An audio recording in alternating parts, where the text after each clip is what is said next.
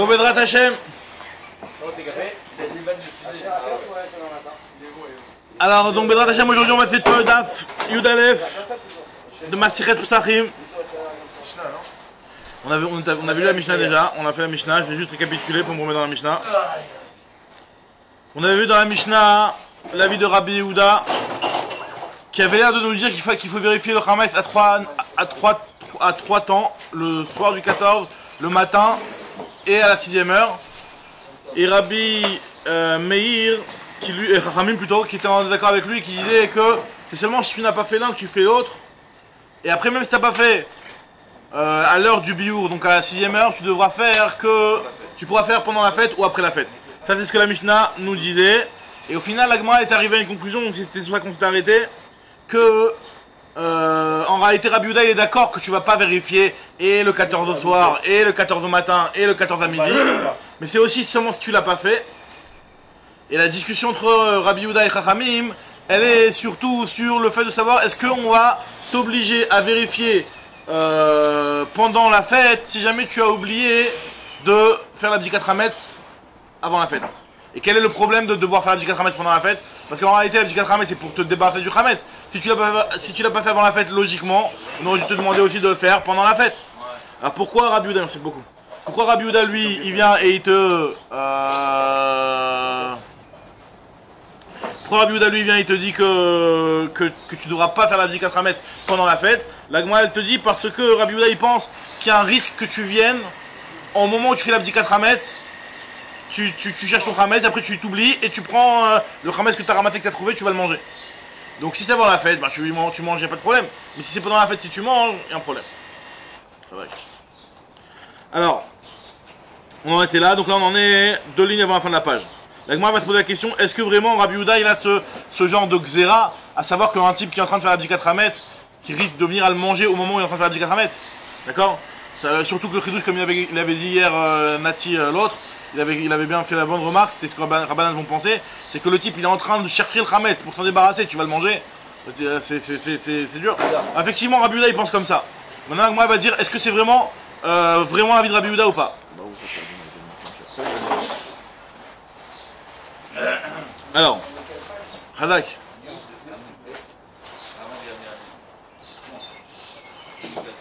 Umi Gaza Rabbi Yehuda Dilma Atel Michal Mine. Est-ce que Rabbi Yehuda lui, il fait ce genre de xérote? Est-ce qu'il fait ce genre de barrière?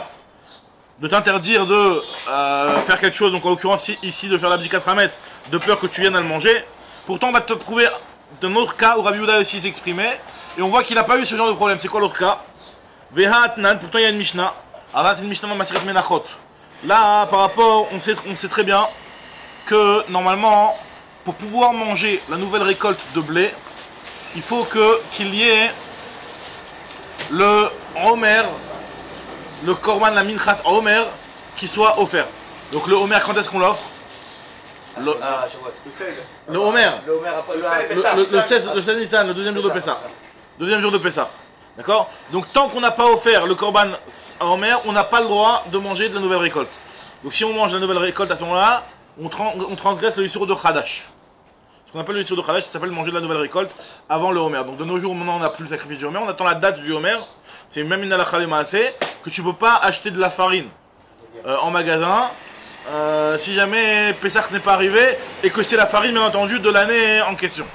Alors là de nos jours, nous on n'est pas tellement confrontés à ça, puisque en général les récoltes de blé sont de telle sorte que ça peut jamais arriver ce genre de problème, à part aux States. Ou les States, hein? Alors bah, apparemment ça doit être géré ce problème de Khadash, parce que effectivement aux États-Unis des fois il y a, comme ça on dit, hein, comme ça les experts de cache-route ils disent que aux États-Unis il peut y avoir ce problème-là d'avoir une récolte qui a poussé donc après la première après Pessah quoi, et finalement qui sera prête et qui sera dans les magasins hein, avant Pessah. Alors que nous normalement en général nous ce qu'on a hein, ce qu'on va recevoir dans les marchés, c'est ce qui était en réalité déjà hein, prêt à Pessah. Il était déjà arrivé à maturité à Pessah. Donc nous le problème il est réglé. Quoi?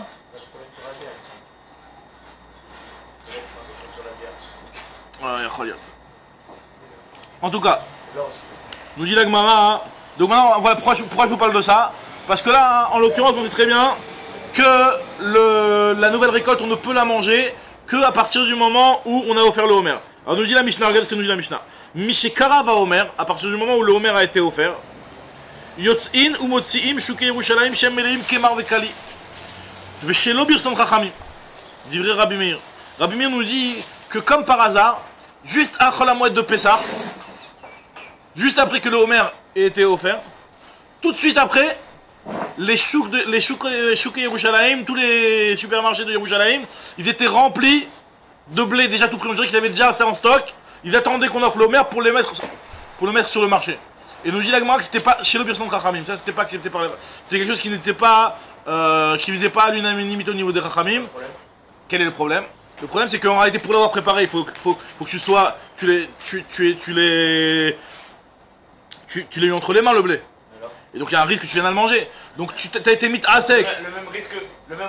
Le même risque qu'on est en train de parler avec la petite Hametz. Là c'est Rabbi Meir qui parle. C'est Rabbi Meir qui parle. Il y a la même question que Nati, quoi. Voilà, ça. Non, justement. Et alors, ma baya. Il est pas en train de préparer pour le même, il est en train de préparer son stock de sacs de farine à vendre. En train de carrette, sur toi tu me dis que le risque c'est qu'il va le manger, qu'il va vouloir le manger avant. Alors justement, alors une seconde, déjà pour un moment qu'il s'habille de Chachamim, on voit qu'il s'habille de Rabbi Meir, Mechila. Donc en tout cas ce que nous dit la Mishnah, c'est que ça faisait pas l'accord des Chachamim de faire ce genre de choses, parce qu'au moment où il va être mis à sec, au moment où il va tripoter tous ces grains de blé, etc. et toute cette marchandise, eh ben il risque de venir à le manger. Donc ça, ces Chachamim n'acceptaient pas les Khatrila qu'on fasse ce genre de choses, mais bon. La force des choses était qu'en fait, ils se rendaient compte que dès qu'arrivait le Homer, tout de suite la récolte elle était dès le lendemain sur le marché, comme si tout était déjà prêt à l'avancement. Et Rabbi Yehuda lui il te dit non, Birsan Chachamim Mayosim. Rabbi Yehuda te dit non, c'est pas grave, les Chachamim ils acceptaient ce genre de choses. C'est-à-dire que lui, Rabbi Yehuda, il voit pas de problème à ce que tu viennes peut-être à le manger en travaillant avec le blé. Donc la question elle se pose, comment tu peux me dire d'un côté que Rabbi Yehuda, il te dit tu devras pas faire la Bdikat Hametz pendant la fête, de peur que tu viennes manger le blé, pourtant lui t'a dit par rapport au Homer que les Chachamim étaient d'accord que tu te sois mis à sec avec le blé. Qui a dit qu'il a pas peur qu'on vienne manger. C'est peut-être qu'il a pas peur qu'on vienne manger. C'est pas qu'il n'y a pas de problème qu'il vienne manger. C'est justement ça. Vadaï qu'il y a un problème de venir à manger. Ça, on n'est pas en train de discuter est-ce qu'il y a un problème de le manger. Vadaï qu'il y a un problème de le manger. Le problème il est de savoir est-ce que. Est-ce que le risque dans ça il est moins grand que ton Hametz? Pourquoi? Alors pourquoi? Faut expliquer. Là c'est du blé. Alors quoi, donc Ethan lui propose une réponse, tu vois, donc voilà, il te donne une logique, il te dit que peut-être que le Hametz, vu qu'il y a du carré, donc on va être encore plus marmère. Maintenant, le fait que ce soit du carré, ça peut être à double tranchant. D'un côté, tu vas être plus marmère, d'un côté, carré, tu fais plus attention. Pas besoin de te mettre des barrières en plus. Non, mais là on est d'accord. On va voir. Il prépare du blé, il prépare pas du pain tout prêt. Et alors je vais goûter pour voir s'il était bon pas. Non mais le blé, oui voilà, le blé, effectivement on va arriver à une réponse, t'as raison que c'est le Raoul Achila, mais pour l'instant a priori le Kali, Kemar Vekali, c'est quelque chose que les types Grignotes c'était leur glibette de l'époque. Ils mangeaient ces petits trucs comme ça. Hein? Kosses ou alors Kali quand c'est un petit peu grillé, c'était leur glibette, c'était comme des petites amandes fumées ou trucs comme ça. Grillées ou trucs comme ça. D'accord? Bon, en tout cas, donc la question elle est claire. La Gemara veut savoir comment tu changes avec Rabbi Yehuda. Velo, Kagaza, Rabbi Yehuda, Dilma, Télé, Michal Mine. Rabbi Yehuda n'a pas interdit de peur que tu viennes à manger. Amar Rabba, donc Rabba ou Rava, donc ça dépend de la Girsa. Il te dit que Shahane Chadash, Mitor Shelo, Itartalo, Elali de Kitu, ou Zachou. Le Chadash c'est quelque chose qui est différent. Parce qu'à partir du moment où le Chadash, aussi il y a marqué dans la Torah que le Homer ça doit être Reshit Ketzirchem. Ça doit être ta première récolte. Donc ça veut dire qu'en réalité, même si tu veux t'occuper, enfin préparer déjà ta marchandise de blé, tu vas pas pouvoir la récolter normalement. Tu vas devoir le faire avec des kitouf. Kitouf ça veut dire que quand tu vas moissonner, tu vas pas moissonner avec la machine, mais tu vas moissonner à la main comme ça. Tu vas, ce qu'on appelle kitouf, tu vas cueillir. D'accord? Donc à partir du moment où la Torah et les Chachamim vont dire aux gens, tu veux ramasser, bah tu fais un kitouf. Hein? Parce que c'est écrit Réchit.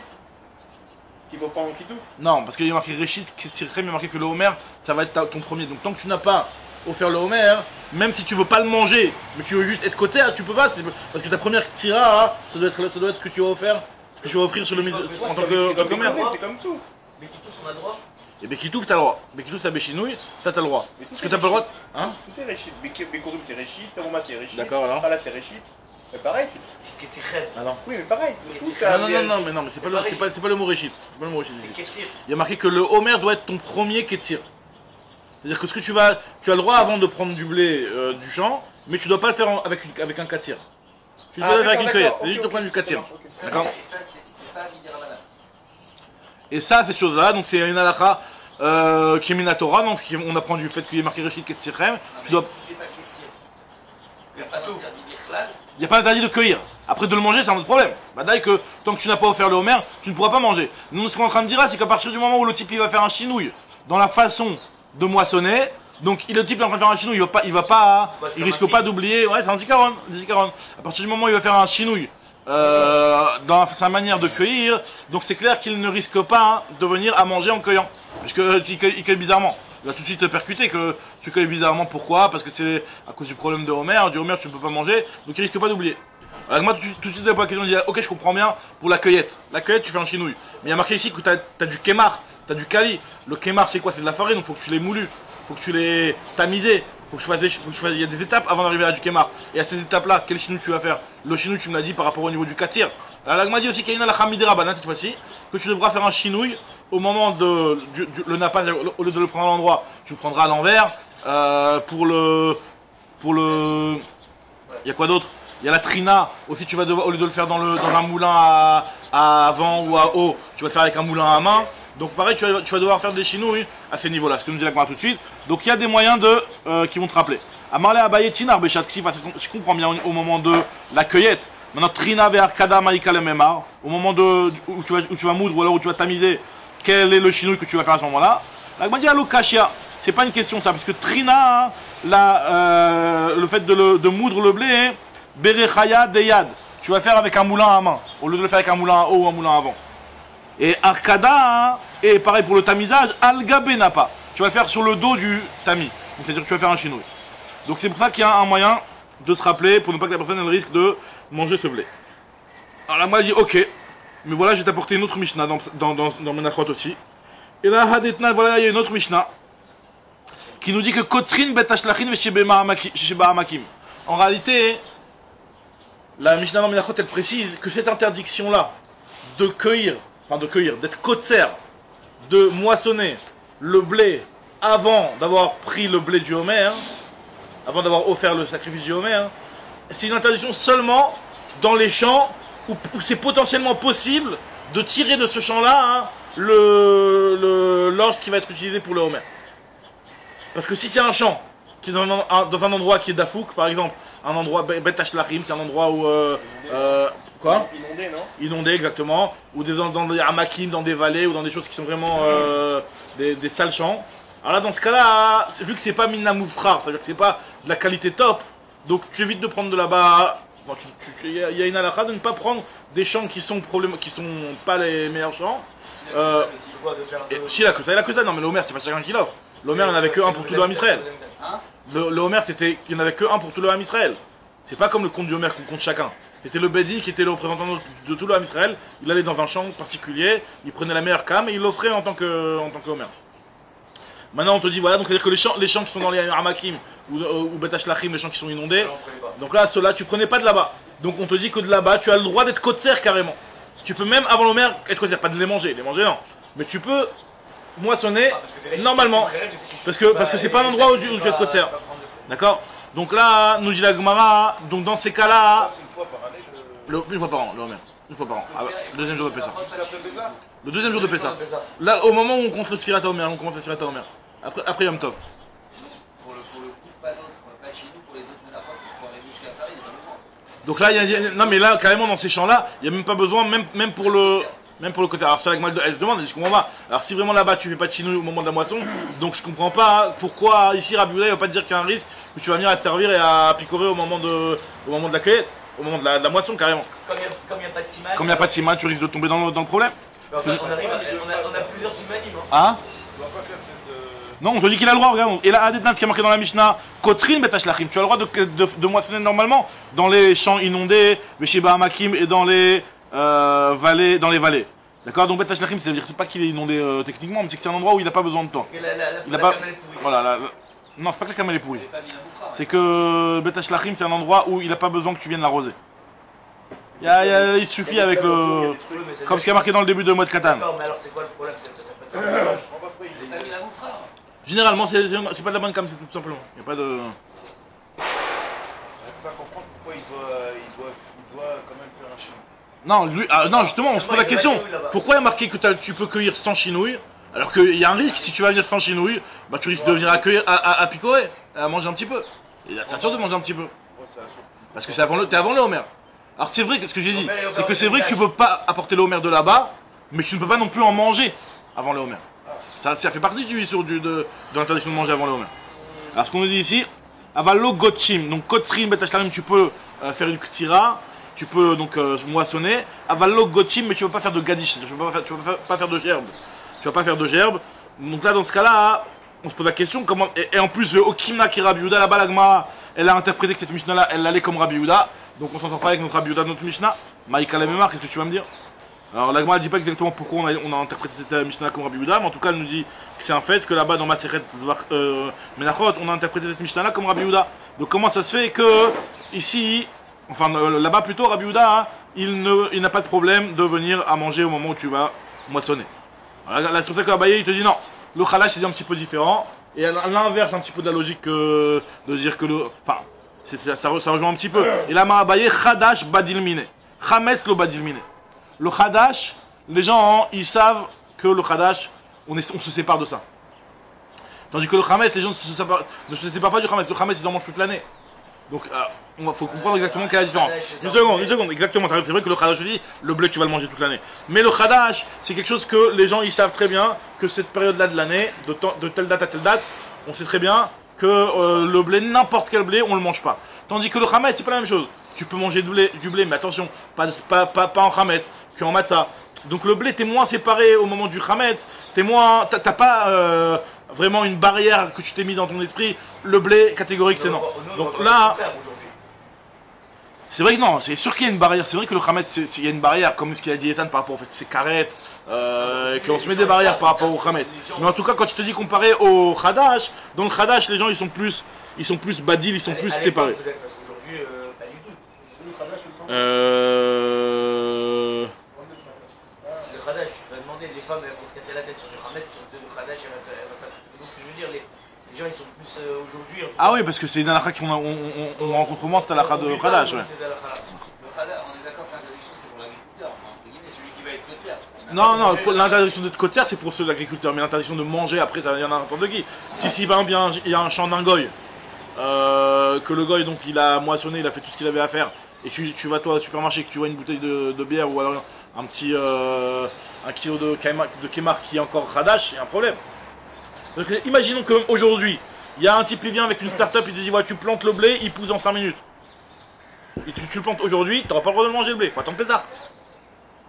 Maintenant, nous on a Mina Shamaim, que le blé que tu vas planter aujourd'hui, il ne sera pas prêt à d'ici Pessah. Et quand Pessah va arriver, de toute façon, le cueillage à Shavuot à peu près le blé.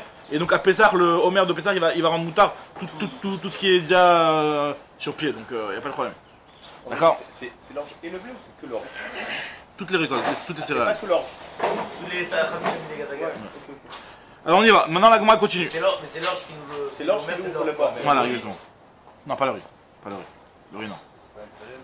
Le riz, c'est pas une céréale par rapport à ça, non. Est-ce que d'après celui qui dit que c'est une céréale, Rabbi Hamed Nouri, je sais pas si c'est celui qui pense que c'est une céréale. Normalement, je sens que c'est pas une céréale, le riz. Si tu penses que c'est Hamed, est-ce que c'est. Je sais pas. Je sais pas. Faut voir.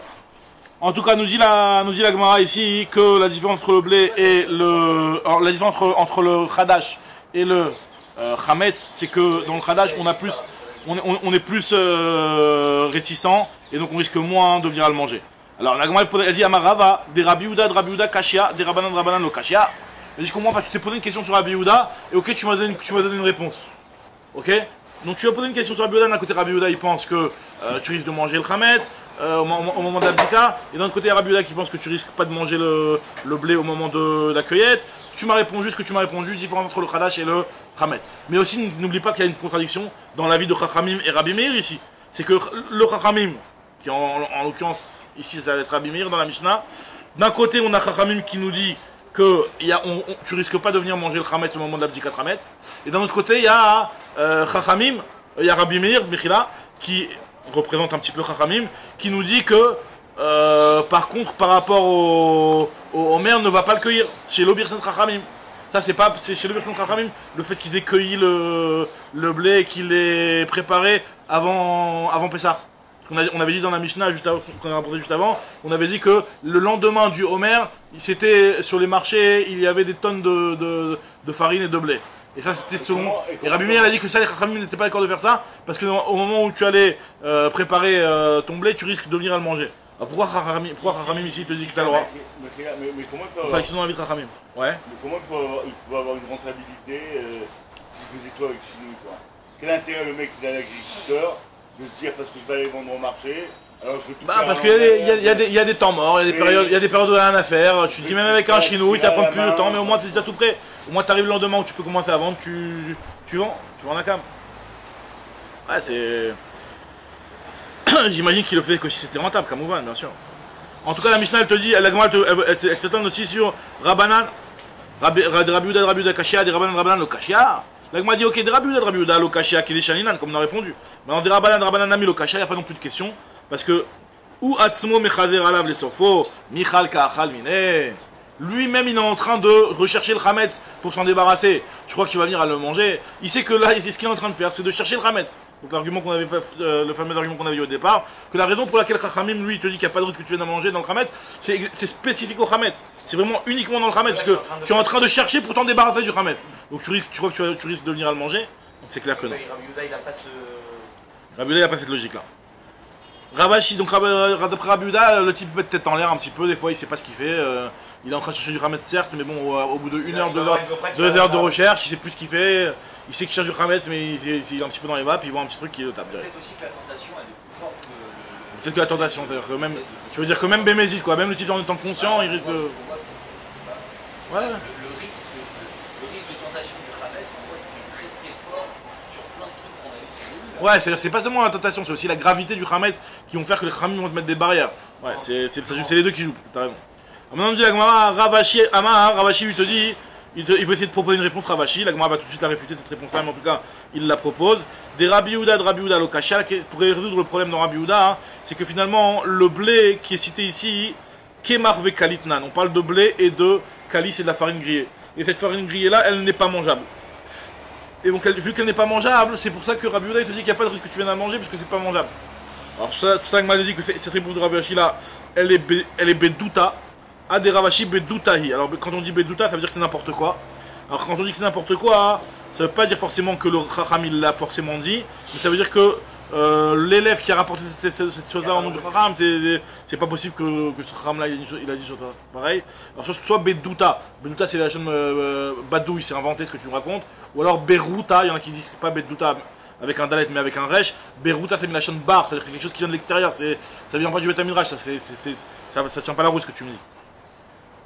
Donc en tout cas, pourquoi c'est pas logique? Parce que Atinach Mikali Ve'elach. Je comprends bien, ok. Hein? Bedoutahi.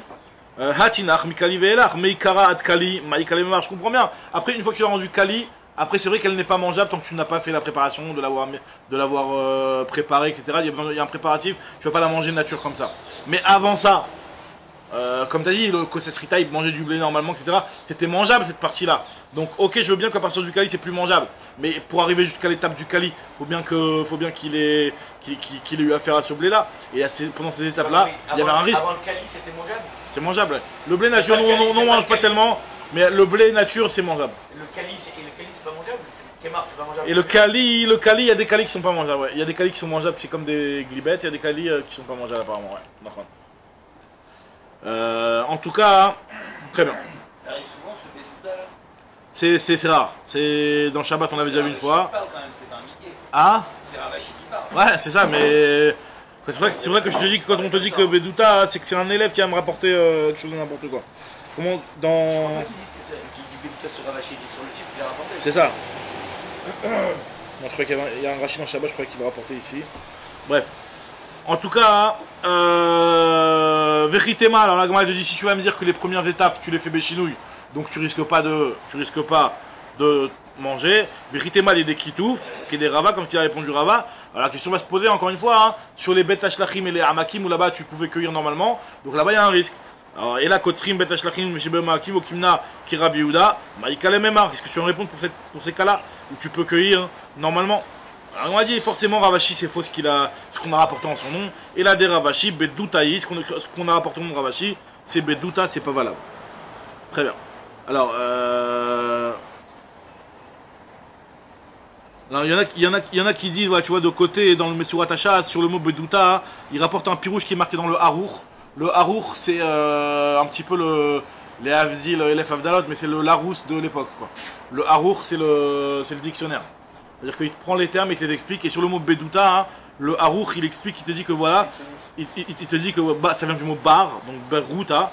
Et il te dit que ça veut dire que c'est quelque chose d'extérieur, donc dans le sens où c'est en réalité, c'est le Chacham qui a dit quelque chose qu'on a tout de suite réfuté. Et pour ne pas trop le descendre en disant tu dis n'importe quoi, on disait Berouta. Nous on a eu l'impression que Berouta au contraire c'était péjoratif, mais à la limite c'est pour ne pas lui dire plus grave quoi. On lui dit bon t'es à l'ouest, c'est une svara hors sujet comme tu dis. C'est hors sujet, c'est chitsonite. T'es pas dans le cadre. Non, parce que moi, je sais pas, enfin, peut-être ça on verra, mais je trouve ça du coup étonnant qu'on le cite. Ok, il a fait cause qu'on le cite pas, pourquoi tu le cites pas? Non, parce que peut-être des fois il y a des erreurs que en plus si le Chacham lui il a fait cette erreur là, ça veut dire que c'est une erreur qu'on peut non, ça veut dire que c'est une erreur qui peut arriver à n'importe qui. Donc peut-être que la Gemara elle veut quand même te montrer quoi ce raisonnement là. Tu aurais pu le faire, mais on le réfute. En fait, comme ça on a réglé l'histoire. Tu risques pas de le faire quoi. Maintenant la Gemara continue, elle te dit. Donc là on a donné une réponse, et c'est sur ça que maintenant Agma va analyser. On a dit qu'il y a une différence entre le Khadash et le Chametz. Le Khadash, les gens ils se séparent. Tandis que le Chametz, les gens ne sont pas séparés. Donc les choses où les gens n'ont pas une barrière intuitive qui vient naturellement, là dans ce cas-là, il y a un risque que la personne vienne à le manger. L'Agma va nous rapporter une autre Mishnah, qui est un truc qui n'a rien à voir. On va voir Rabbi Yehuda aussi, qui va être un petit peu dans le même, la même logique, et on va voir que même si c'est quelque chose a priori, nous on est en train de dire ici que si jamais les gens ne sont pas séparés, d'après Rabbi Yehuda, tu risques à te servir. On va voir un cas inverse, a priori. C'est une Mishnah qu'on lit tous les Shabbatot. Vechol echad elo badil mine mi gazar Rabbi Yehuda ve'atnan premier marqué dans Bamim Madlikin lo yikov adam shifoferet shel betza ve'im alena shemen ve'tenena betza daner bishvil shetemina tefet. Un homme ne devra pas trouer un shifoferet shel betza, donc la coquille d'un œuf, et la remplir d'huile et la mettre à côté du nerf. C'est-à-dire que tu as un nerf, donc quand on parle du nerf, ici on parle du keli, la petite, je sais pas comment, comme la petite fiole, le petit keli dans lequel tu mettais ton huile et ta mèche. Et juste à côté, tu veux mettre une deuxième réserve d'huile dans une coquille d'œuf. Et ta mèche, elle va aussi passer par là-bas. Donc quand on te dit dans ce cas-là, ne fais pas ce genre de technique, parce que le problème est que si tu fais ce genre de technique, si jamais le type il vient pendant Shabbat, il veut un petit peu d'huile, il va se servir de là-bas. Alors là, si j'ai marqué que celui qui se sert de l'huile d'une mèche qui est en train de brûler, ben c'est comme si il était mechabé. Hein? C'est dans ma main exactement. Ouais, dans ma main. Donc c'est comme si il était mechabé, c'est comme si qu'il éteint. Donc il y a un risque. Donc loïkov adam si vous faites chez le betza ve'imalena shemen, tu ne pourras pas trouver une coquille d'œuf. Et tu vas la mettre par-dessus ton keli. En fait, même pas de quoi tu vas la mettre. Vitalina betzadaner, bishvil shtemena tefet, va filou ishel cheres. Donc tu ne devras pas la mettre pour qu'elle soit mena tefet al pianer. C'est pas betzadaner, parce que de côté, là il y a une petite erreur. Il y a marqué dans la Gemara betzad, alors que c'est pas de côté, en fait c'est al pianer. Il y a marqué dans une Girsawot, de le mettre par-dessus le nerf, et tu fais un petit trou dans ta coquille pour qu'en fait, doucement, l'huile s'égoutte. Disons, parce qu'en réalité, c'est quoi le problème? Comme ça s'expliquait dans le Shabbat. Le problème, il est que tu sais pas combien d'huile va être utilisée pendant le Shabbat, et tu sais que l'huile, si tu la mets dans le keli était dégoûtant, tu ne peux plus la récupérer après. Et tu sais que tu es limite au niveau huile, donc ce que tu veux faire, tu le mets dans une coquille d'œuf, ça va s'égoutter doucement, et le fait que tu l'as pas mis dans le keli, finalement, tu pourras, après Shabbat, si jamais il reste de l'huile, récupérer ton huile. Elle est encore propre, l'huile. On te dit ne fais pas ça, parce que tu risques de te servir de là-bas, et même, on te dit, va filou ishel. Éteindre aussi la flamme. Le problème, c'est qu'en te servant de l'huile, ça risque c'est un problème de mechabé. Maintenant, après, quel est le problème de mechabé quand on sert de l'huile? C'est une marque dans les rishonim, en réalité, ça aussi. Parce que. Hein? C'est pas gorem? Non, alors ça, donc là, le pshat pachout, c'est que c'est un gorem particulier sur lequel on est chayav. C'est qu'en enlevant de l'huile, finalement, ça va s'éteindre plus tôt.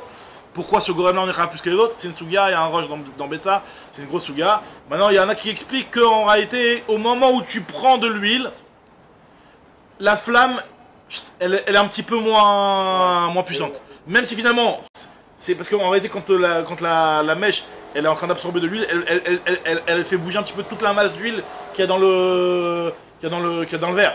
Donc quand tu vas te servir un petit peu, il va y avoir une petite réaction dans la mèche. Cette petite réaction, c'est un petit kiboui. Un truc vraiment pratiquement impercevable, mais on considère que c'est un kiboui, c'est un Chayav d'Oraita quand même, à tel point que c'est un Chayav d'Oraita. En tout cas, nous dit la Gemara, continue la Gemara. Hein. Donc, qu'est-ce qui se passe dans quel rapport avec Rabbi Yehuda ici? Et Rabbi Yehuda, il est matière. Rabbi Yehuda, il autorise. Il dit non, fais-moi ça, y a pas de problème. Tu risques pas de venir te servir de l'huile. La Gemara dit Atam, Mishum Khumra des Shabbat, Mifdal Bedile. Donc, la Gemara dit non, là-bas, tu sais pourquoi Rabbi Yehuda, il autorise? Parce que c'est à cause de la gravité de Shabbat. La gravité de Shabbat, ça fait que la personne, elle va pas venir à faire quelque chose de grave. Donc c'est pour ça que Rabbi Yehuda il autorise. Parce que nous on pose la question, Rabbi Yehuda on a dit que quand il n'y avait pas de barrière comme le Chametz, tu risques de venir à manger. Par contre le Khadash, tu te mets une barrière, tu n'as pas l'habitude, tu t'en sépares. Donc là, il n'y a pas de problème, il n'y a pas de risque que tu viennes à manger pour le Khadash. Mais pour le Chametz, il y a un risque que tu viennes à manger. Pourquoi dans Shabbat on ne dit pas qu'il y a un risque que tu viennes à te servir? La Gemara dit non, Khadash, le Shabbat, je veux dire, le Shabbat c'est quelque chose de chamour, c'est tellement chamour, la gravité du Shabbat fait que la personne elle va se séparer. Alors c'est vrai que tu pourrais te dire peut-être par rapport au Chametz, la gravité du Chametz, mais la Gemara elle te considère que la gravité du Shabbat elle met plus la pression à la personne quoi. Ça va... Parce que toutes les métaphores de Shabbat, c'était des xérotes de Là en l'occurrence tu as quand même un risque de faire un Mechabé qui est de Raïta quand même, qui est un Issur Minatora. Et la gravité de Shabbat, c'est la Khumra de Shabbat. Shabbat, les gens ils sont beaucoup plus smart comme Enfin. On passe tous les semaines aussi. Ouais. Maintenant la Gemara elle te dit. Alors, Véramé des Shabbat à des Shabbat. Maintenant, je vais te poser une question entre Shabbat et Shabbat. Qu'est-ce qui a marqué? D'un côté, il y a marqué les Tanya Chevel Dli Shenifsak, Loye Koshro et la Onvo. Rabbi Yehuda Omer, Korech Alav Punda ou Paskaya, Bilvat Shelo Yanvenu. Il y a marqué dans une braïta là-bas. Donc, on avait vu, c'est une braïta dans le Perek Eluk Shvarim. Il y a marqué là-bas que si jamais tu as une corde, la corde qui tient un seau, un Dli, donc pour puiser dans le bord, qui s'est coupée. Loye Koshro. Tu ne dois pas faire un kécher. Tu peux faire un kécher comme Mouvan, que tu fais un nœud, il y a un Issur Minatora de faire un kécher. À partir du moment où c'est un nœud qui va rester, c'est un Issur Minatora. Alors qu'est-ce que tu devras faire? On nous dit Tanakama, Onvo. Tu feras une Aniva. Aniva, tu feras un nœud coulant. Le nœud coulant, c'est pas un vrai nœud, tu peux le faire. Rabbi Yehuda Omer, Korech Alav Punda ou Paskaya, Bilvat Shelo Yanvenu. Rabbi Yehuda, il te dit non, tu vas prendre un Punda ou Paskaya, c'est-à-dire tu vas prendre une petite ficelle. Rachid dit Paskaya, Rachid dit ficelle en français. Si je ne me trompe pas ici, il dit ça ficelle. Ouais. Paskaya, il te dit Rachid, ici que Rachid dit ficelle ou pas? Paskaya, ficelle là. D'accord? Donc en réalité, tu vas prendre une petite ficelle, ou tu vas prendre une petite corde Paskaya, qui est en réalité quelque chose que tu ne risques pas de laisser là-bas, de telle sorte à ce que tu ne vas pas faire un Kishachel Kayama. Ou Korer. Korer, ça veut dire que tu vas juste l'enrouler, tu ne vas pas faire un vrai nœud. Donc, mais par contre, ne fais pas une Aniva. Un nœud coulant, ne le fais pas. Donc on voit ici que Rabbi Yehuda, même si c'est Shabbat, il t'interdit de faire une Aniva, et a priori la Gemara comprend pour l'instant, que c'est de peur que tu vas venir à faire un vrai Kesher. Donc tu vois que Rabbi Yehuda, hein, là on passe carrément sur un autre registre, c'est que tu vois bien que Rabbi Yehuda, il est gozer, il considère qu'il y a des risques, que pendant le fait que tu vas faire quelque chose qui est limite au niveau du éther, c'est de faire un Aniva, tu risques peut-être de faire quelque chose de plus grave, de faire un Kesher. Donc pourquoi par rapport à l'huile par exemple, voilà, te dis que tu peux mettre ton chauffeur chez le médecin, et tu risques, on va pas te gozer, que tu risques de te servir. que ça tienne d'un Shabbat à l'autre. La Aniva. Non, alors, oui, mais le problème c'est que l'Aniva, a priori, la Gemara va répondre un truc qui va aller dans ton sens, mais a priori, c'est que l'Aniva, il n'y a aucun problème si tu le laisses 10 ans. Aniva, c'est pas grave. Ça devient pas, non, mais du coup, s'il reste longtemps, ça devient pas. Ça devient pas un kécher, parce que l'Aniva, par définition, c'est pas un kécher. C'est seulement si c'est un kécher et que tu laisses longtemps, là, il y a un kécher chez le Kayama. Mais si c'est pas un kécher du tout, la Gemara va répondre que, d'après Rabbi Yehuda, on l'avait déjà vu dans la fin de Hiruvin, que Rabbi Yehuda, il pense que Aniva, c'est un kécher.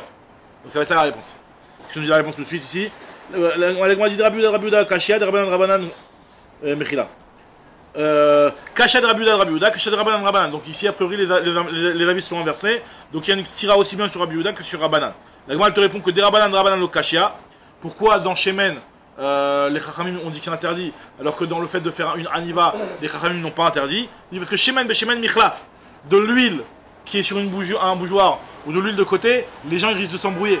Donc, ou plutôt l'inverse, de venir prendre de l'huile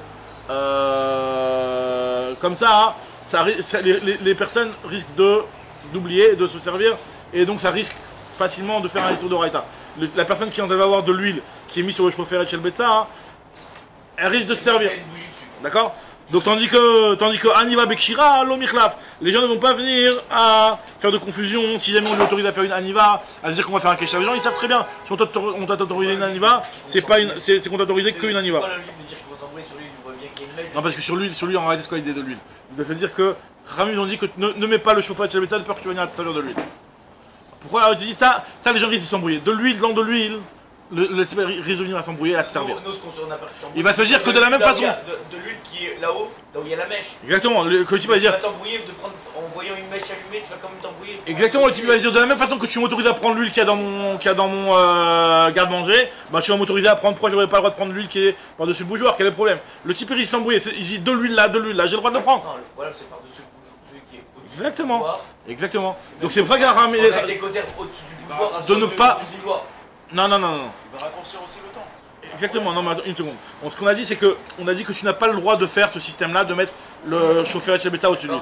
Pourquoi tu dois pas faire ce système-là? Parce que si tu fais ce système-là, tu risques de te servir. Si tu te sers, c'est un Issour de Horaïta. C'est même pas une Xéra là. C'est un Issour de Horaïta. Maintenant pourquoi les Chachamim t'ont interdit de faire le mitkan, de faire ce petit appareil-là, de faire ce petit système Bichlal? Parce que le type, c'est une Xéra de peur que tu vas t'embrouiller. Tu vas dire de la même façon que j'ai le droit d'utiliser de l'huile normale dans mon frigo ou dans mon garde-manger, ben j'aurai le droit d'utiliser l'huile qui est sur ce qui est là-bas. On voit pas qu'un système. Il voit qu'un système, il va. Tout à l'heure on a dit que. Non, c'est pas qu'un système. C'est l'huile qui est en train de dégoûter doucement. Oui, bah, quand tu vois. Il voit pas la gravité. Il voit pas la gravité. Ah, Non, enfin, il voit pas. en fait, ce qu'il voit pas, c'est la gravité parce qu'on voit bien que c'est pas une huile. C'est pas une huile classique, on voit très bien que c'est par-dessus un bougeoir. Tout à l'heure qu'on avait parlé du Nafa et ça, qu'on allait changer ça, ça nous allait suffire un petit truc que Bichlal, les gens ils voient même pas. Ouais. En tout cas, ici, ce qu'on nous dit ici, c'est que entre la Aniva et la Kshira, il n'y a pas de confusion à avoir. Et de Rabbi Yehuda le Kashia, Tamad Rabbi Yehuda, la Mishum de Gadar Aniva tout Kshira. La raison de Rabbi Yehuda, c'est pas parce qu'il a interdit la Aniva à cause de la Kshira. Et la Mishum de Gadar Aniva Guva Kshira. Il considère que le nœud de Aniva lui-même, c'est un Kesher. Mon Agmara, on veut poser une question sur Rabbanan lui-même. Comment ça fait que Rabbanan, d'un côté, il te dit que c'est autorisé de faire une Aniva, et d'un autre côté, on va avoir notre Rabbanan qui a l'air de dire différemment. Des Rabbanan va poser une question sur la vie même de Chachamim. D'Etnan, il y a marqué dans une Mishnah dans Maseret Shabbat. Koshrin, Deli, Pascal, tu as le droit d'attacher un délit avec une petite ficelle. Avalo bechevel, mais pas avec une corde. Pourquoi? Parce que la ficelle, c'est quelque chose que tu vas pas laisser tout le temps. Alors que le chevel, tu risques de le laisser léolam, mais on sait très bien qu'un kesher, c'est interdit quand tu vas le laisser léolam. Et Rabbi Yehuda, il autorise matière bechevel. Alors, quel genre de chevel on parle là-bas? Chevel des malades. Si on parle d'un vrai chevel, et que Rabbi Yehuda autorise, on ne comprend pas pourquoi Rabbi Yehuda autorise un chevel. Chevel, si ça risque d'être un kesher shel kayama, donc normalement ça devrait être interdit. On parle de l'aniva ou on parle de Kesher? Là on parle de kesher, on parle de kesher ici, pas de aniva. Alors on parle de quel genre de chevel? Il est ma chevel de alma, si c'est un chevel classique, Rabbi Yehuda m'attire, kesher shel kayama, ou comme Rabbi Yehuda peut autoriser, c'est un kesher shel kayama. Et là comment elle te dit non? Des vadailles à télévitoulé, parce que c'est un kesher shel kayama, parce que si c'est une corde classique, c'est sûr qu'il va la laisser là-bas. Des vadailles à télévitoulé, c'est sûr qu'il va l'annuler, qu'il va la laisser là-bas. Et la pchita, on parle des gardis. Une corde qui aura été à la base fait pour un tisserand. C'est pas fait quelque chose qui est fait pour être utilisé à cet endroit-là. Parce que c'est de la ficelle. Et Krevel, c'est la corde. C'est-à-dire que Pascaïa, on permet de tâcher le. Voilà, parce que pourquoi on permet la Pascaïa? Parce que c'est sûr que tu vas l'enlever, tu vas pas laisser le Kayama. Donc c'est pas Kesher? Donc ce Kesher-là que tu vas enlever sur place, un Kesher, quelqu'un qui fait un Kesher, normalement un Kesher qui l'enlève sur place, il n'y a pas d'interdiction. Il n'y a pas d'interdiction. Et quand je dis c'est sûr, c'est-à-dire que ça suffit que la Kavana, on voit que ça va se pécher, même si après on l'a laissé pendant 10 jours. Non, alors si après tu l'as laissé, c'est un problème. Mais on sait très bien que c'est impossible qu'il le laisse. On sait très bien que c'est impossible qu'il le laisse. Quelque chose sur lequel on sait qu'il ne va pas le laisser, et aussi de par la nature de cette corde-là. Par la nature de cette corde, parce qu'en fait, comme la Gemara te dit, c'est que cette corde-là, quelle est l'histoire de Pascal? Pascal Rachid dit que c'est de la ficelle, et qu'on a l'habitude de se mettre en tant que lacet autour des shokaïm. En général, c'est quelque chose qui coûte cher. Tu vas pas prendre un lacet à 10 balles pour une petite corde à 10 centimes, d'accord? Donc les personnes, c'est clair. De quelque chose de plus fragile, c'est surtout. Non, c'est surtout que la personne, elle va pas le laisser. La personne, elle est pas folle pour mettre un truc qui vaut si cher que ça. C'est un truc qui est pas fait pour ça. Exactement, c'est pas adéquat. Maintenant, par contre, le chevel, on te dit que le chevel a pris Tanakama. tu peux pas, d'après Rabbi Yehuda, tu peux. L'Agma va essayer de comprendre pourquoi, c'est quoi ce genre de rével. Elle dit que c'est un rével de Gardi, que là aussi tu vas le récupérer. Alors quelle est la différence? L'Agma le demande. Alors on parle d'un rével de Gardi. Des Gadrou Rabbanan, rével de Gardi, tout rével d'Alma. Les gens ils ont fait une xéra entre deux types de cordes. Parce que deux types de cordes, tu risques d'avoir une confusion. Tandis que de la ficelle, c'est un petit peu autre chose. Tu passes à un autre registre, c'est sur. Ok, c'est vrai que c'est aussi un fil, mais c'est pas comme de la corde. Il y a de la corde de Gardi, de tisserand, qui est de la corde qui vaut cher, donc tu risques pas de l'enlever, mais tu risques pas de la laisser, je veux dire, mais le type il peut s'embrouiller entre une corde de type corde de Gardi et une corde de type classique. Tandis qu'avec la ficelle, la personne ne risque pas de s'embrouiller. C'est dans le même truc, C'est la même logique que tu vas l'enlever, tu vas pas le laisser là. Pourquoi? Parce que c'est un matériel Qui est pas fait pour ça, exactement. La Gemara te dit, donc, Vegadrou Rabbanan, rével de Gardi, tout rével d'Alma. Alors, Gemara, t'as raison. In, rével bechevel michlaf, aniva bekshiralo michlefa. La même réponse, c'est qu'en réalité, pourquoi les Chacham ils ont interdit dans le rével, c'est parce que ça se ressemble. Tandis qu'entre Kesher et Aniva, il n'y a pas de confusion à avoir. Alors maintenant, on revient toujours sur la logique qu'on avait dit avant, que quand c'est quelque chose sur lequel on est séparé, on ne risque pas de venir à le manger. Vechol echad et badim miné lo gazar. Rabbi Yehuda n'a pas interdit. Pourtant, il y a une braïta. En fait, c'est une Mishnah dans Maseret Bechorot qui nous dit que Bechor Shar Zodam. Il y a un Bechor, normalement, c'est qu'un Bechor, on n'a pas le droit de lui faire un moum. Un Bechor, on parle d'un Bechor BMA. Tu donnais ça au Kohen. C'est quelqu'un qui avait une BMA qui avait eu son premier enfant. Tu prenais le Vlad, tu le donnais au Kohen. Et le Kohen, il devait l'emmener au Beth Amikdash. Ou alors, si jamais, quand j'appelle le Beth Amikdash, on doit attendre qu'il y ait un moum. D'accord? Maintenant, si jamais le Bechor, donc c'était la viande gratos que le Kohen recevait. Maintenant, si jamais le Bechor, il est sur le point de mourir. Et qu'il y a un moyen de le guérir. Mais le moyen de le guérir, c'est de lui faire une petite opération qui va lui mettre un moum. T'as pas le droit de mettre un moum à un Bechor. Touche pas. Donc là, Bechor Shar Zodam, un Bechor qui est sur le point de mourir. À Filou ou Met, même s'il est sur le point de mourir, ne lui fais pas de saigner. Dit vrai, Rabbi Yehuda de. C'est un moum. Alors pourquoi, d'après Rabbi Yehuda, tu peux pas lui faire une saignée? Parce que même si c'est un endroit qui fait pas de moum, d'accord, ça dépend où tu l'as fait la saignée. Si la saignée, tu lui fais une saignée dans l'œil, tu lui crames un œil. Tu lui as fait un moum. Même si tu vas lui faire la saignée à un endroit, tu ne peux pas lui faire de moum, d'après Rabbi Yehuda, c'est quand même interdit. Parce que lui, il considère que, justement, Rabbi Yehuda, il te dit que. De peur qu'on va le faire là où il y a un. De peur que tu vas lui faire. Alors qu'en réalité, les kochim, là c'est du kochim, c'est des bechor, c'est du kochim. Et kochim, on est badil. On prend nos distances par rapport au kochim. Donc maintenant, la Gemara se pose la question ici, pourquoi Rabbi Yehuda ici l'interdit, alors que tu m'as dit que quand le type, comme dans le Kradash, il prend ses distances, et ben, d'après Rabbi Yehuda, c'est autorisé. Alors la Gemara, elle te rapporte aussi la Vitra Khamim, qui te dit qu'il y a Kiz, Bilvad, chez Loïtol, Bomou. Tu dis, tu peux faire une saignée, mais fais attention de le faire à un endroit où il n'y a pas de mou. En tout cas, on voit ici que Rabbi Yehuda, il l'interdit. Alors la Gemara dit, non, là-bas c'est différent, parce qu'en fait, là-bas c'est encore, quand tu touches au porte-monnaie de la personne. Atam, Mitor chez Adam Baoul al Mamono, le fait que la personne elle est Baoul, quand tout ce qui concerne l'oseille, la personne elle est en panique. Et elle risque de faire des choses qui sont. Pourquoi la personne Mamono chez Gabra là? Non, c'est le Kohen, c'est son argent. Le Kohen il a une bête à la maison, il sait qu'il voilà, il attend patiemment qu'il y ait un petit moum qui va venir dans cette bête là pour pouvoir la manger. Ou alors d'avoir le temps d'aller au Beth Amikdash pour l'emmener en tant que corban, et après il va la manger. Ouais. C'est le Kohen qui va la manger. Et là si elle meurt, ça y est, il perd tout son bénéf.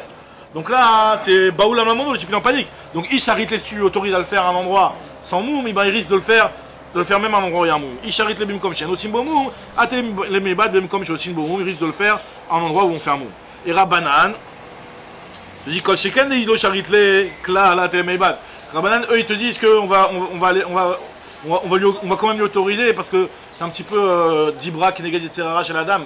Si tu l'autorises pas complètement à le faire au moins à un endroit où ça va pas faire de moum, ben le type il va même pas t'écouter bichlal et il va le faire à un endroit qui est le plus ramour. Donc vaut mieux que tu lui autorises à un certain endroit, au moins tu es sûr que au moins tu l'as cadré le type. C'est une sorte de alors. Un truc comme ça, c'est-à-dire qu'on connaît les serrara des gens, des fois ça sert à rien de trop lui priver quoi.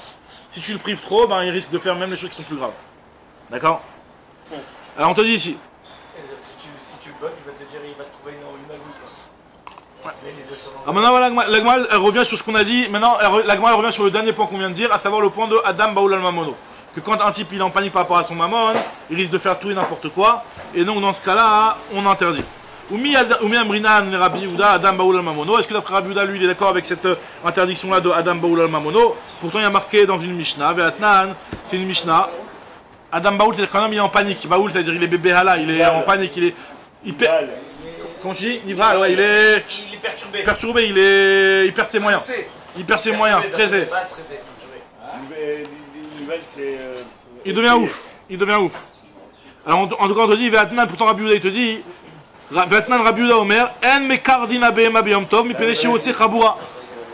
Aval mekar tsefim. Donc il y a marqué dans une Mishnah, donc là c'est rapporté dans le Betsa ou dans les bouillottes Ethan, qui nous dit que Rabbi Yehuda lui te dit que tu n'as pas le droit de gratter. Imagine-toi ta bête, elle te fait un petit regard, elle te dit vas-y gratte-moi le dos. Tu sens que la bête a besoin que je lui gratte le dos. Et tu as deux moyens de lui gratter le dos, soit avec le petit peigne fin qui risque de lui faire des griffures, et donc si jamais tu lui fais une chaboura, c'est un issour mamache. Ou alors tu prends le gros peigne qui est beaucoup plus épais, et donc là ça va, c'est bon. On te dit que là on appelle ça mekadrine, c'est avec le gros peigne. Non, encore une fois, mekar tsefin c'est le gros peigne, et mekadrine c'est dikour, c'est machin. Mais d'acrim aussi, c'est un petit peu le. C'est comme si tu fais un. Il y en a en fer et en bois. Le fer il blesse et le bois il. La Mishnah dit que c'est plutôt la différence entre le fait que ce soit des dents fines ou des dents épaisses. Ce que la Mishnah tout de suite elle nous dit. Donc là, au cas d'avoir abusé, il te dit tu ne devras pas faire avec le peigne avec les dents fines pendant Yom Tov, de peur que tu lui fasses une chaboura, mais par contre avec les grosses dents tu peux. Rami te dit non, tu fais rien du tout. En mekadrin, af en mekartsefin, ni avec les grosses dents, ni avec les petites dents. Mais Tania Lagma te dit pourtant il y a marqué Ezeu Kidour, Vezeu. Non, mais là. C'est la suite. La Gemara explique. Elle dit c'est quoi le Kidour et c'est quoi le Kirtsouf? C'est ce que je vous ai dit.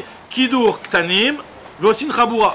Kidour c'est un peigne avec des dents fines et ça fait des blessures. Kirtsouf Gdolim, Men Osim Chaboura. Kirtsouf c'est quelque chose qui est plus gros et ça ne fait pas de blessures.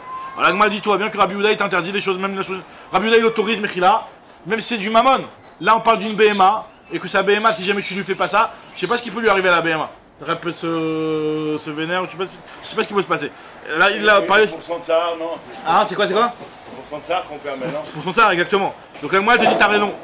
Quand il y a un problème d'argent et qu'il risque de perdre son argent, là, le type il devient fou. Mais Stam, que sa BMA, elle a un caprice et elle veut que tu lui grattes le dos, là, c'est pas très grave. Au pire, elle va souffrir un petit peu, il n'y a rien de mal. Atam, des Ishaviklem, là-bas, dans le cas de Bechor, si jamais tu lui laisses comme ça et tu lui fais pas la prise de sang, bah, elle risque de mourir, la bête. Maït. Ah, dans ce cas-là, Amrina, Nadam Baoul on va dire que le type il est en panique par rapport à son argent. Tandis que Acha, Isha Vikle, et si jamais tu la laisses comme ça, Sarah Belma ou si seulement dans un tsar, Velo Amrina, Nadam Baoul Mono. Et là, Rabbi Yehuda, la Gemara dit quelle est la différence avec le Chametz, sur lequel Rabbi Yehuda il a fait la Xéra, et il a dit que dans le Chametz, tu risques de venir à le manger. Umaishana, Gabé Kirtsouf de l'Ogazar. Pourquoi dans le Chametz, Rabbi Yehuda il a interdit, et dans le Kirtsouf, Rabbi Yehuda n'a pas fait de Xéra. La Gemara te dit non, la différence elle est que l'Echem et l'Echem Michlaf. Entre un pain kasher et un pain chametz, la personne risque de s'embrouiller. Tandis qu'entre Kidour et Kirtsouf, là, il n'y a pas de risque. Il n'y a pas de risque à venir s'embrouiller et à te dire que si on t'autorise à faire avec le gros peigne, qu'on t'autorise aussi à faire avec le petit peigne. Kidour et Kirtsouf, l'omichlaf. Très bien. Nouvelle Mishnah maintenant. On va voir un petit peu par rapport aux zmanim du chametz. À partir de quelle heure on n'a plus le droit de manger, à partir de quelle heure on n'a plus le droit de profiter. Nous dit la Mishnah, il y a une marque locale entre Rabbi Meir et Rabbi Yehuda. D'après Rabbi Meir, tu peux manger Kol Chamesh. On sait que Minatora, c'est à quelle heure qu'on n'a pas le droit de manger Minatora le Chametz? Chatzot. Chatzot, c'est Sof Shesh. C'est la fin de la 6e heure. La fin de la 6e heure, donc Chatzot. Donc là, hein, il te dit Rabbi Yehuda, Ochlin Kol Chamesh. La 5e heure, tu peux encore manger. Vesorfin Bitrila Tchesh. C'est-à-dire qu'il t'a fait une heure de sécurité, de marge de sécurité. Sorfin Bitrila Tchesh, tu brûleras au début de la 6e heure. Rabbi Yehuda Omer, Ochlin Kol Arba. Il te dit la 4e heure, tu peux manger. Tolin Kol Chamesh. Tolin, c'est-à-dire que tu vas laisser en suspens pendant la 5e heure, c'est-à-dire que ni tu vas manger, ni tu vas brûler. D'accord? Et on va voir que finalement tu as le droit à cette heure-là de profiter encore de vendre un goy. On a déjà cité un petit peu Nafran. On l'avait cité juste avant. Dav Dalet, on l'avait cité. Mais Tolin Kol Chamesh, Vesorfim Bitkila Tchesh, et tu devras brûler au début de la 6e heure. Autre chose que Rabbi Yehuda nous dit, Vodamar Rabbi Yehuda, Shtechalot Shel Toda Psulot Munachot Al Gabay Haitzteba. Au Beth Amikdash, il y avait 2 chalot de chametz qui étaient, parce qu'en fait le korban Toda, comme ce que la Mishnah ici explique, et dans le korban Toda, il y a 40 pains. Dans les 40 pains, il y en a 30 qui sont matzah et il y en a 10 qui sont chametz. Toujours, dans la Toda. À Toda, il n'y a pas à Pessah. La veille de Pessah, tu lis pas misement les Toda. Parce que justement, on ne faisait pas de Pessah la veille de Pessah. Maintenant, il restait des chalots de Toda pas soul. Hein? La moine aussi, on fait pas. Soukot aussi. Alors, Tout ça, c'est en rapport avec le fait qu'il y a des périodes dans l'année où on te disait d'en apporter moins des korban toda. Toda, c'était un petit peu de l'année d'Ava. Donc, quand il y avait trop de korbanot et que je savais que ça n'allait pas être forcément mangé, on te dit attends, tu les feras après. D'accord? Donc, en tout cas, on te dit ici qu'il y avait un toda pasoul, parce que normalement ce jour-là tu n'en apportais pas, on mettait 2 chalotes, au lieu de les brûler, on les mettait sur une petite estrade dans le Beth Amikdash, sur un agabé itzteda, et chalot chametz. Et quand il y en avait 2, tu savais que tu pouvais encore manger, ils en enlevaient une, c'était au moment où tu commençais à être tolé. Quand elles sont posées, tout le monde mange. Nitla, il y en a une qui est enlevée, tolin. L'ochlin, le sorfin. Ni on mangeait, ni on brûlait, on était en suspens. Ni tlouchtem, dès qu'on enlevait les 2, itrilou kolam sorfim, c'était l'heure où le peuple qui était à Yerushalayim, puisque tout le monde était à Yerushalayim à ce moment-là, c'était Grand Pessah. 2 des 10. 2 des 10, donc, et donc qui était brûlé. Rabban Gamliel Omer, Choulin, tu dis Rabban Gamliel, il te dit qu'il y a une différence entre la trouma et le choulin, même si au départ, d'après les premiers avis, on n'a pas fait cette différence. Il te dit que tu peux manger le choulin jusqu'à la 5e heure, la trouma, tu as encore 1 heure pour la manger. Parce que si la trouma, hein, il te dit que par rapport aux horaires du Hametz, la veille de Pessah, tu peux avoir du Hametz trouma.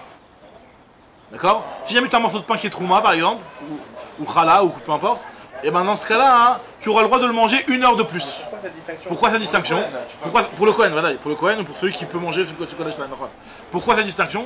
Parce que si on va t'obliger de le brûler 1 heure plus tôt, des fois c'est possible que tu n'aies pas le temps de manger tout ton Kodesh et tu vas brûler des choses qu'en réalité, si on te donne 1 heure de plus, tu peux le manger. On préfère mieux éviter de brûler les kochim. On peut dire tu commences le Kohen, tu commences par ton Kodesh et le Choulin tu laisses à la fin. Ah oui, mais moi je te dis, il a que du Kodesh. Le Kohen en général, il a que du Kodesh.